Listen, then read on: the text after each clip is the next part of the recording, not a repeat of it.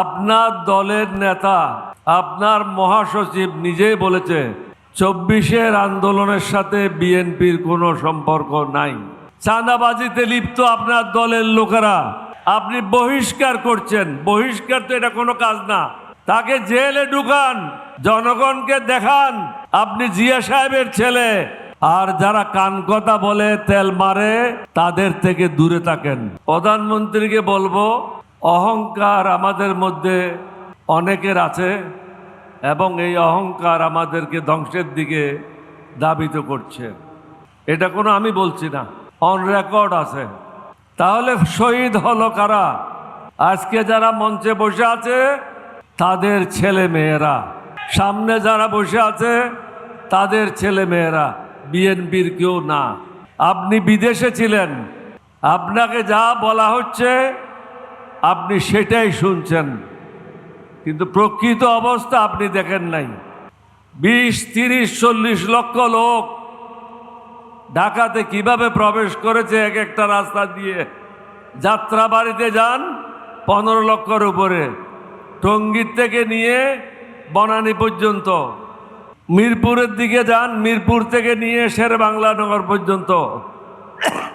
এরকম প্রত্যেকটা রাস্তায় এক একটা রাস্তায় ১০ লক্ষের উপরে লোক ছিল।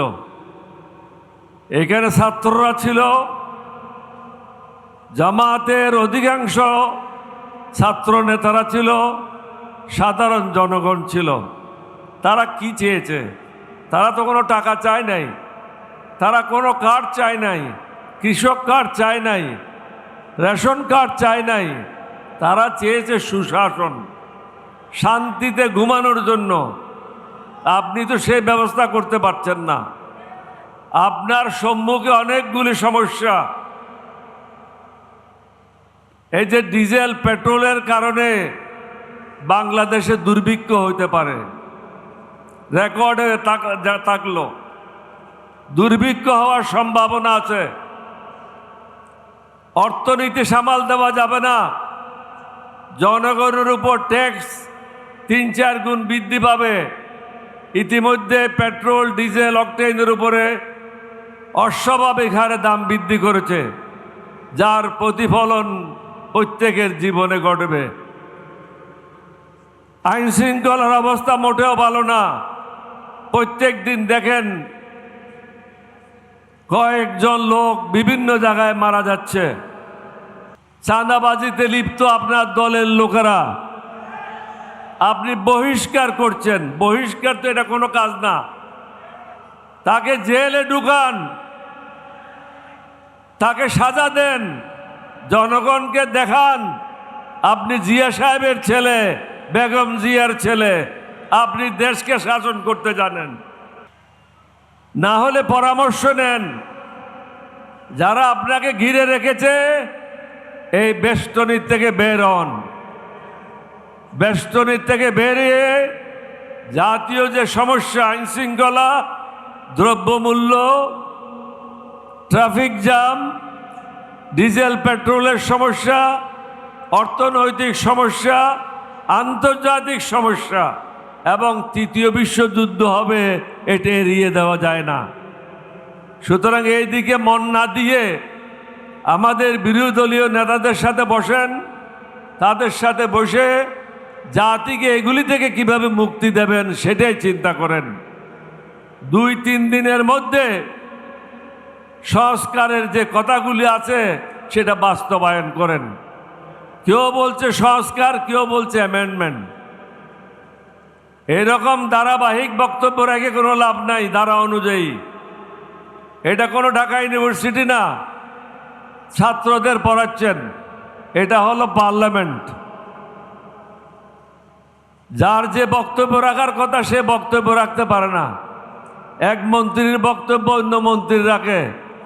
সুতরাং প্রধানমন্ত্রীকে বুঝতে হবে ওই মন্ত্রীকে রাখার কি কারণ আছে, তার যুক্তিকতা কি আছে। ধারাবাহিক না গিয়ে বিরোধী দলের সাথে বসে আপনি নিজেই বলেছেন অক্ষরে অক্ষরে পালন করা হবে। সুতরাং এগুলি পালন করে জাতীয় সমস্যাগুলি কিভাবে সমাধান করবেন, সুশাসন কিভাবে প্রতিষ্ঠা করবেন, দেশে কিভাবে শান্তি আসবে এই বিষয়গুলি নিয়ে চিন্তা ভাবনা করেন।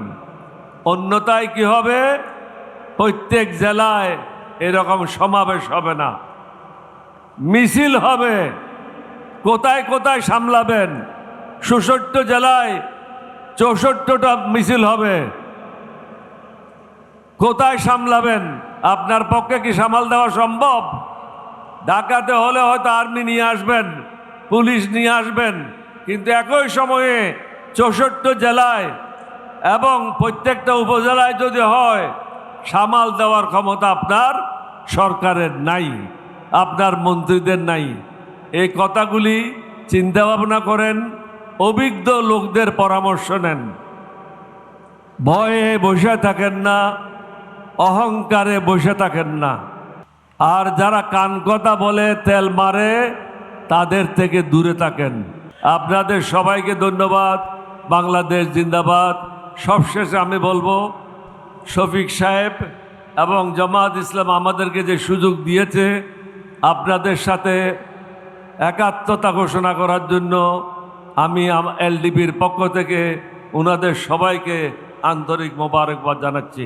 আসসালামু আলাইকুম ওয়া রাহমাতুল্লাহি ওয়া বারাকাতুহু। জুলাই যোদ্ধারা কি কখনো চিন্তা করেছিল গণভোট হওয়ার পরে আবার এরকম সমাবেশ করে দাবি করতে হবে? অবশ্যই নয়। কারণ হচ্ছে, এই দাবির পক্ষে গোটা জাতি ঐক্যবদ্ধ হয়েছিল শুধুমাত্র ফ্যাসিবাদের দোসররা ছাড়া। সে রায় পার্লামেন্টের প্রথম সেশনের প্রথম বৈঠকে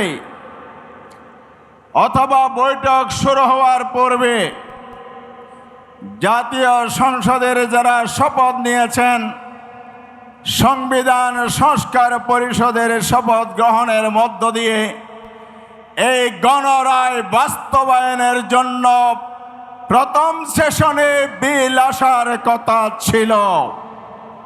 দুর্ভাগ্যজনক হলে সত্য, সন্তানের জন্মদাতাকে সন্তান ভুলে গেলে সেই যেমন পিতৃ পরিচয়হীন হয়ে যায়, জুলাইয়ের বাইপোড়াগ হচ্ছে বর্তমান সরকার। এই সরকারও সেই তার জন্মদাতার পরিবেশবিহীন হয়ে যাচ্ছে। এটা জাতির জন্য লজ্জাজনক। আজকে প্রধানমন্ত্রী রাজধানীর একটি ভবনের ভিত্তিপ্রস্তর অনুষ্ঠানে বলেছেন, ওনারা এর আগে পার্লামেন্টও বলেছেন, আমরা জুলাই সনদ বাস্তবায়ন করতে বদ্ধপরিকর। মাননীয় প্রধানমন্ত্রী, জাতির সামনে আর কতবার প্রতারণা করবেন?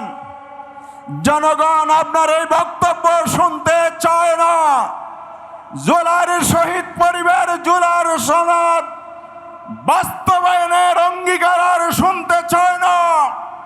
আপনি ঘোষণা দেন, আগামী ২৪ ঘন্টার মধ্যে বিএনপির যারা সংবিধান সংস্কার পরিষদের শপথ দেন নাই, জাতির সামনে তওবা করে ক্ষমা চেয়ে কাল বিলম্ব না করে এই শপথ আপনারা গ্রহণ করবেন। আর অবিলম্বে এই সংবিধান সংস্কার পরিষদের অধিবেশন ডাকবেন। এটাই দাবি জানাতে আজকে এসেছে এই প্যান্ডেলের নিচে। প্যান্ডেলের নিচের শহীদ পরিবারের কান্না যদি না শোনেন, এই বিশাল জনগোষ্ঠী পঙ্গু শহীদের পরিবার সদস্যগণ মুক্ত মাঠে সংসদ ভবনে অবস্থান নেবে, তখন আপনাদের ক্ষমতার মসনদ কেঁপে উঠবে। সেই সাথে আমরা জামাত ইসলামী 11 দল রাজপথে ঐক্যবদ্ধভাবে আন্দোলন করে জুলাইয়ের গণরায়, গণভোটের গণরায় অবশ্যই বাস্তবায়ন করব ইনশাআল্লাহ। তা না হয় আমরা রাজপথে ছাড়ব না। আসুন সবাইকে কাঁধে কাঁধ মিলিয়ে আজকে পুনরায় অঙ্গীকারবদ্ধ হয়, রাজপথে সমাধান হবে ইনশাআল্লাহ। সবাইকে ধন্যবাদ। আসসালামু আলাইকুম ওয়া রাহমাতুল্লাহ।